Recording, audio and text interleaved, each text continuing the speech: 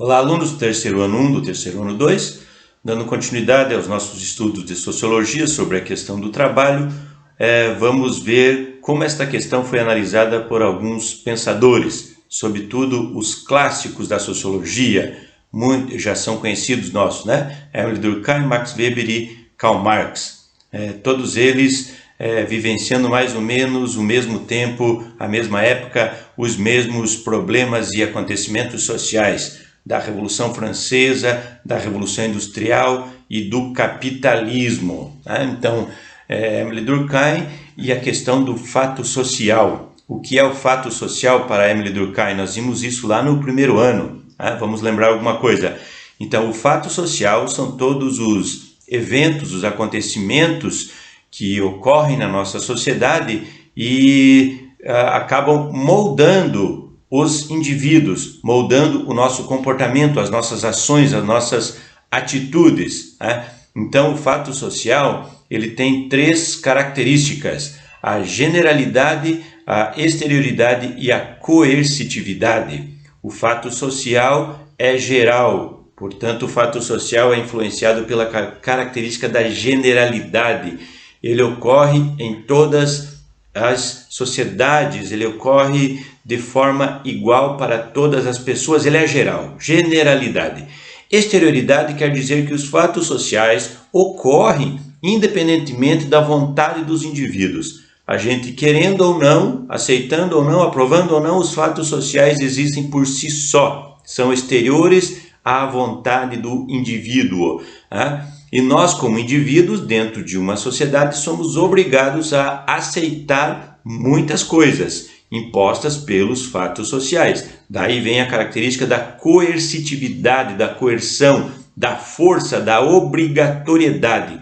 Então, vejam, muitas coisas que nós fazemos, nós fazemos porque somos obrigados a fazer. Nós somos obrigados a falar o idioma português, então o idioma é um fato social.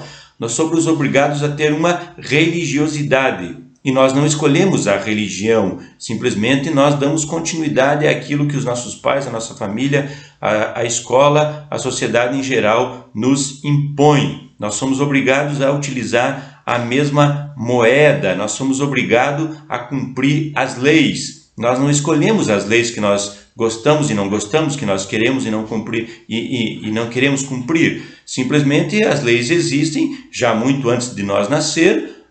As leis são gerais, são iguais para todas as pessoas e, independentemente da nossa vontade, nós somos obrigados a cumprir. Então, muitas coisas que nós fazemos desse jeito, desta forma, são os fatos sociais. Os fatos sociais, então, para Émile Durkheim, existem para moldar a sociedade, para moldar o comportamento dos indivíduos em sociedade. Então, o nosso comportamento em sociedade ele é influenciado fortemente pelos fatos sociais.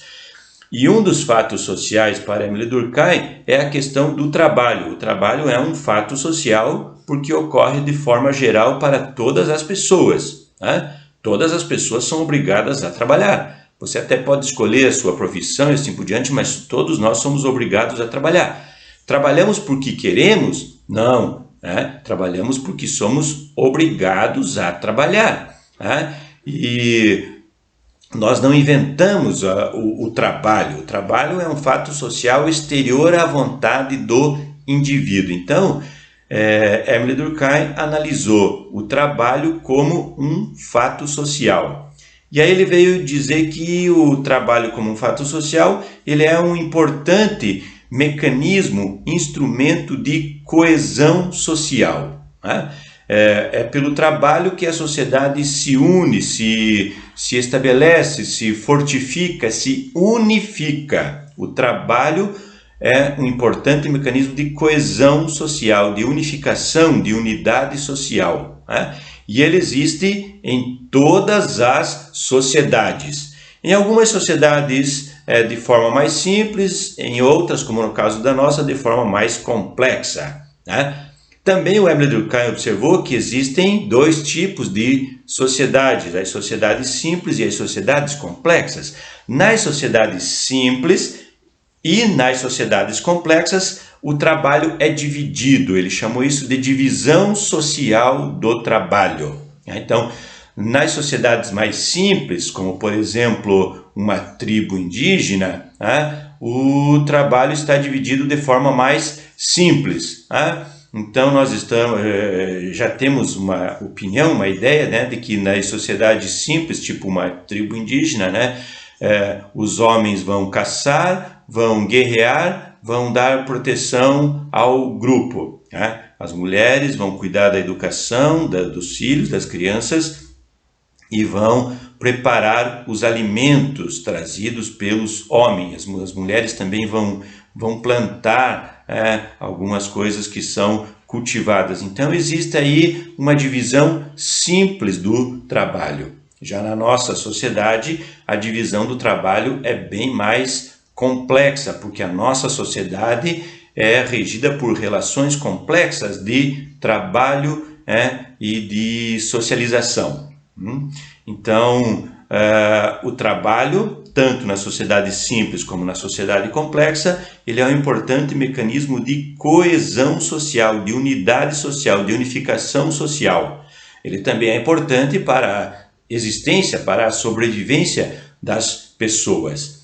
Na sociedade capitalista, a maior divisão social do trabalho ocorre entre os trabalhadores e os empregadores. Os trabalhadores assalariados e os donos dos meios de produção, os donos das terras, fábricas, empresas, os capitalistas. Então, essa divisão é muito importante para Emile Durkheim. E essa divisão é funcional. Quer dizer que, para que a sociedade funcione, deve existir esta divisão social do trabalho, entre trabalhadores e empregadores. Ela deve continuar existindo. Isso pode gerar algumas falhas, alguns erros, alguns problemas. Pode sim, que Emile Durkheim chamou de doença social, doenças sociais. Alguns problemas, como por exemplo, o capitalista pode explorar a jornada de trabalho de um trabalhador ao invés de 8 horas, 10 horas, 12 horas, 15 horas por dia e não pagar por isso. Pode explorar o trabalhador, pode pagar um salário mais baixo, dizendo que está passando por dificuldades econômicas. Então, o Emile Durkheim disse que tem que regulamentar estas situações, essas questões sociais, trabalhistas. O que quer dizer isso? O que isso quer dizer? Tem que fazer leis, normas, regras. As questões trabalhistas devem ser regidas por leis, normas e regras para se evitar esses problemas, essas doenças, essas patologias sociais. Devem ser evitadas instituindo leis, normas e regras. Aliás, o sociólogo das leis, das normas e das regras é o Emile Durkheim. Então, para ele, qualquer problema que exista na nossa sociedade, devem ser feitas leis melhores, leis adequadas para solucionar esses problemas e termos, então, a sociedade. O que importa para todos nós é a coesão, a unidade, a fortificação da sociedade. Porque esses problemas, se não forem resolvidos de forma adequada, podem levar à destruição, ao fim da sociedade. E ninguém quer o fim da sociedade. Não, nós queremos a harmonia, nós queremos a continuidade da sociedade.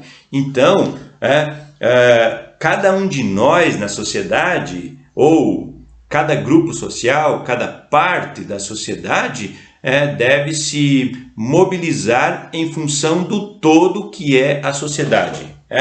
Emile Durkheim dizia que as partes devem ceder, as partes devem se adequar, devem ceder, devem se respeitar as leis, as normas, as regras, em função de um bem maior que é o todo, a sociedade.